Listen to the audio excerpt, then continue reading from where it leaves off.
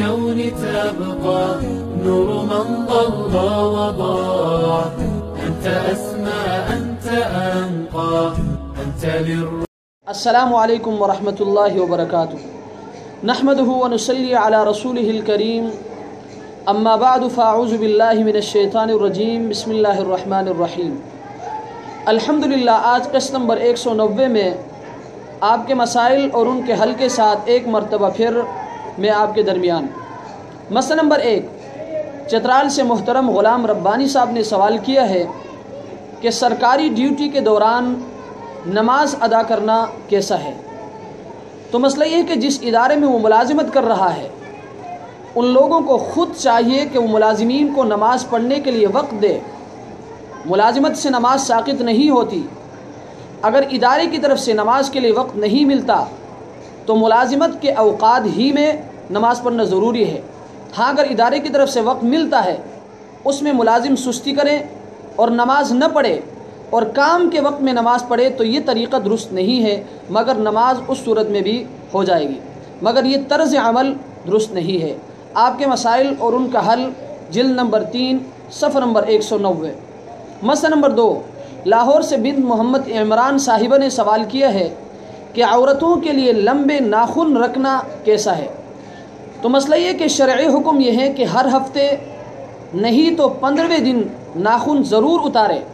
اگر 40 روز گزر گئے اور ناخن نہیں اتارے تو گناہ ہوگا.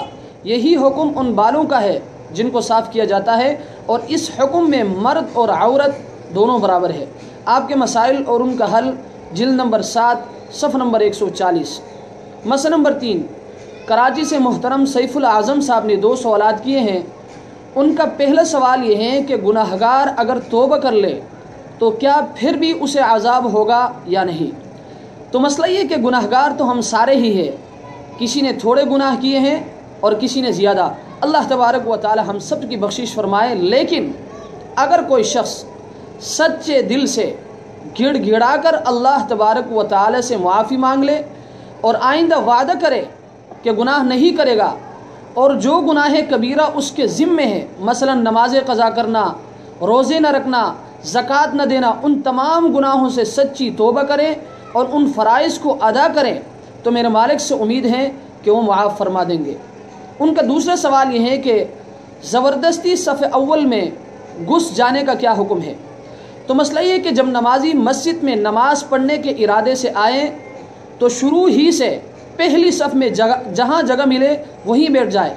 آگے کی صفوں میں جگہ ہوتے ہوئے پیچھے بیٹھنا اور بعد میں دکے بازی کر کے زبردستی صف اول میں گھس جانا نمازیوں کو تکلیف پہنچانا ہے، اور یہ حرکت نازیبا اور مکروہ ہے.